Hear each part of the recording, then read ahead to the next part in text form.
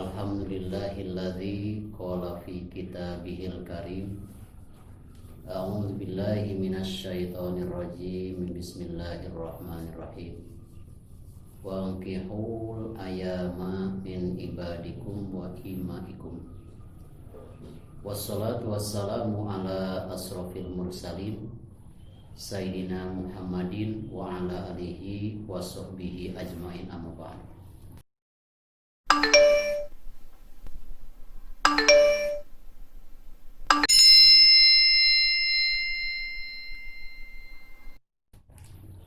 Faqala Nabi sallallahu alaihi wasallam, amsik arba'an wa farid sairahunna.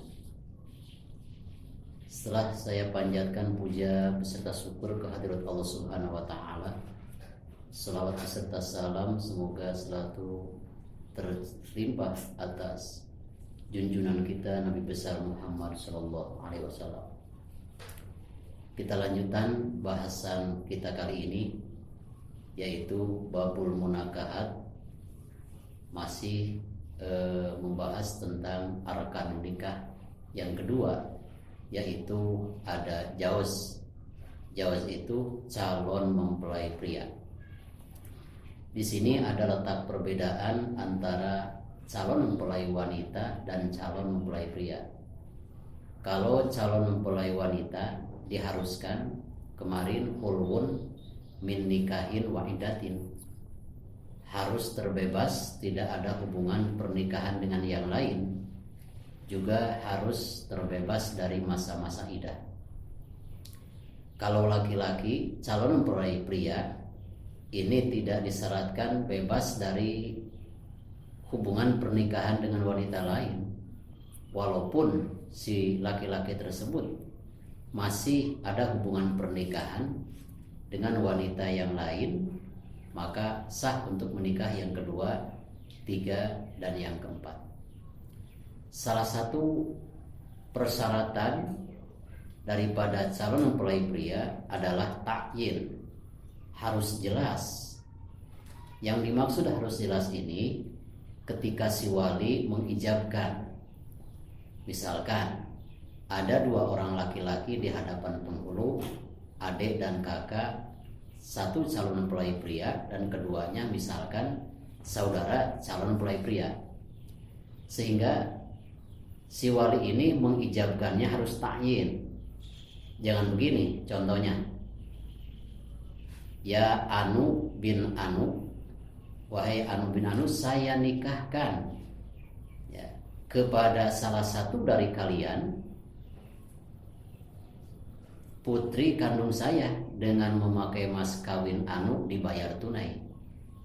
Jadi itu tidak ta'yin, tidak jelas, tidak sah ijab tersebut, karena siapa yang dinikahkan.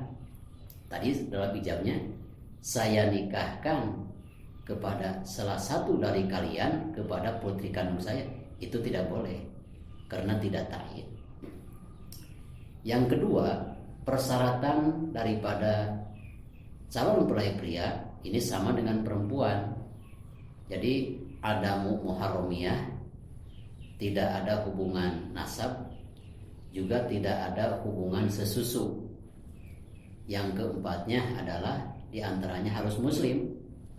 Yang kelima, persyaratan calon mempelai pria antara lain alla yakuna tahtahu arba'un minaz zawja siwal makhtubah.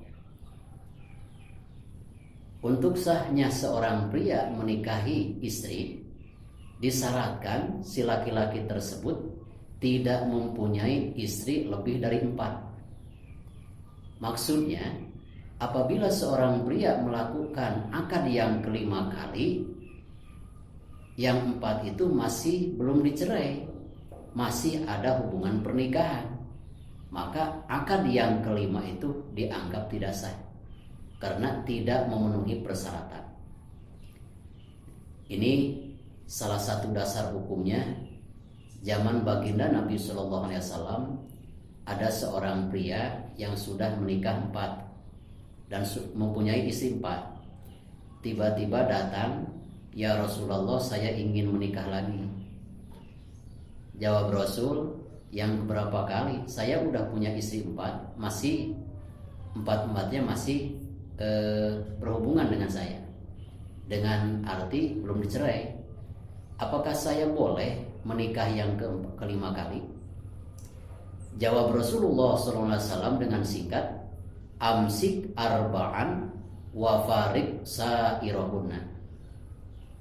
Tahan tetap 4 dan cerai salah satu yang 4 itu. Jadi apabila seorang pria mempunyai istri yang 4, kalau mau menikah lagi, cerai salah satunya supaya tetap 4. Nah, maka ketika sudah dicerai salah satu daripada istrinya, yang mana saja? Apakah yang pertama, yang kedua, yang ketiga, ataukah yang keempat?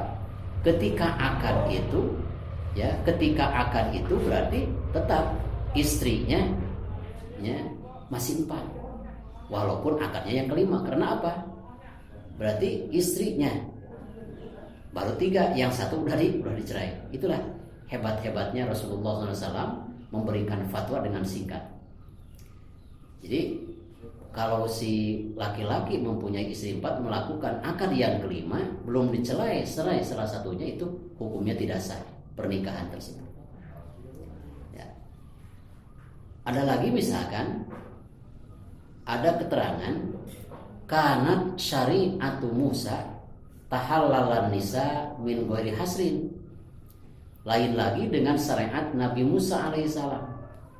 Syariat Nabi Musa alaihissalam itu diperbolehkan bagi seorang pria mempunyai istri lebih dari 10, lebih daripada 20 min ghairi hasrin. Alasannya sangat masuk akal. Karena zaman Nabi Musa alaihissalam ini laki-laki sangat sedikit, jumlah perempuan sangat banyak. Kenapa? Karena ada peristiwa besar, musibah besar zaman Fir'aun. Fir'aun bermimpi bahwa, ya, ketika bermimpi tersebut, ya, Fir'aun melihat, ya, ada kobaran api yang mau membakar negaranya. Sehingga Fir'aun itu, ya, memanggil ahli nujum. Apa arti daripada impian tersebut? Akhirnya ahli nujum sepakat bahwa impian itu artinya akan lahir seorang bayi laki-laki yang akan merebut kerajaannya dan akan membebaskan cengkraman-cengkraman yang dirajai oleh Fir'aun. Nah, itu salah satunya. Maka si Fir'aun untuk tetap menjaga keabadian, kejayaan kerajaannya, membuat undang-undang yang tidak masuk di akal. Setiap perempuan yang hamil itu ditunggu oleh salah satu tentaranya. Kalau si perempuan tersebut yang hamil melahirkan bayi laki-laki, dikubur hidup-hidup. Lain lagi kalau si ibu tersebut melahirkan bayi perempuan, maka dibiarkan tetap hidup. Maka jangan aneh, laki-laki zaman Nabi Musa sangat berkurang, jumlah perempuan sangat banyak. Maka si laki-laki tersebut boleh mempunyai istri lebih dari 20, bahkan 100 pun boleh. Karena memang laki-laki makhluk langka, nah, pada saat itu. Masya Allah. Ya, makanya kalau kita misalkan mau memadu seorang perempuan lebih daripada 4 hidupnya, itu harus zaman Nabi Musa alaihissalam. Juga beda lagi dengan syariat Nabi Isa.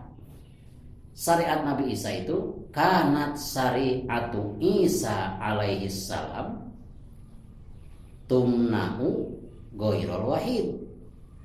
Tidak diperbolehkan bagi seorang pria untuk memadu, untuk poligami. Satu aja. Sebab Nabi Isa alaihissalam lahir ke dunia tanpa seorang ayah. Cuma mempunyai seorang ibu doang, yaitu Siti Maryam. Nah, itu salah satunya perbedaan. Maka kalau syariat Nabi Isa, kalau si istrinya, kalau seorang laki-laki kaya raya mau menikah lagi, itu harus cerai ataupun meninggal dunia. Kalau meninggal dunia dan dicerai, baru boleh menikah lagi. Jadi pernikahan pertama yang terakhir itu adalah zaman syariat Nabi Isa alaihissalam. Masya Allah, luar biasa ini kejadian. Lain lagi dengan syariat Nabi besar Muhammad SAW, diperbolehkan kalau mampu seorang pria poligami sampai 4. Lebih daripada 4 maka akad tersebut dinyatakan tidak sah. Ya. Juga kalau si istri misalkan, ya, di sini kan ada bahasanya laki-laki mempunyai tolak, perempuan mempunyai idah, kecuali di 2 tempat. Si laki-laki tetap punya idah di 2 tempat. Yang pertama, ada laki-laki yang udah punya istri 4, masih belum dicerai salah satunya. Ketika mau menikah lagi, cerai salah satunya. Kalau sudah dicerai, tunggu idahnya habis, baru boleh melakukan akad yang kelima. Kalau salah satunya udah dicerai, juga harus habis masa idahnya. Karena apa? Seorang perempuan walaupun sudah dicerai, tetap tanggung jawab segalanya adalah tanggung jawab mantan suaminya. Yang kedua, seorang suami kalau mau melakukan nikah lagi terhadap adik ipar, maka diharuskan si kakaknya itu dicerai, lalu setelah habis masa idah kakaknya boleh menikahi adik iparnya. Jangan poligami sekaligus, kakaknya yang tua misalkan adik iparnya dijadikan istri muda. Boleh menikahi istri ipar dengan catatan tidak dipoligami, harus dicerai. Kalau kita pertama kali menikah sama kakaknya, cerai dulu. Sudah dicerai, menunggu idahnya habis. Jangan begitu dicerai langsung nikah sama adiknya. Itu tidak boleh. Khusus bagi istri, bagi perempuan yang mau menikah terhadap iparnya. Itulah. Mudah-mudahan segala apa yang telah saya sampaikan besar manfaatnya, khususnya bagi saya dan umumnya bagi kaum muslimin muslimat. Dan jangan lupa tekan like, subscribe untuk channel Rahmatul Ummah. Wassalamualaikum warahmatullahi wabarakatuh.